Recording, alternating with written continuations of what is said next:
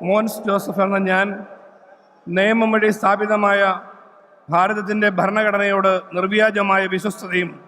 കൂറും പുലർത്തുമെന്നും ഞാൻ ഭാരതത്തിൻ്റെ പരമാധികാരവും അഖണ്ഡതയും നിലനിർത്തുമെന്നും ഞാൻ കേരള സംസ്ഥാനത്തെ ഒരു മന്ത്രി എന്ന നിലയിലുള്ള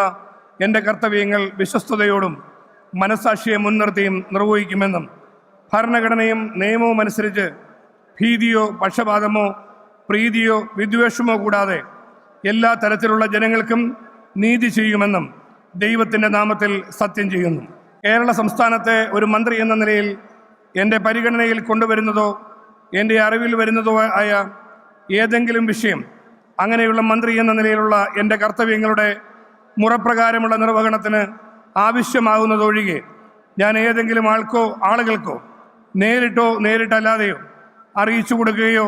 വെളിപ്പെടുത്തി കൊടുക്കുകയോ ചെയ്യുകയില്ലെന്ന് ദൈവത്തിൻ്റെ നാമത്തിൽ സത്യം ചെയ്യുന്നു.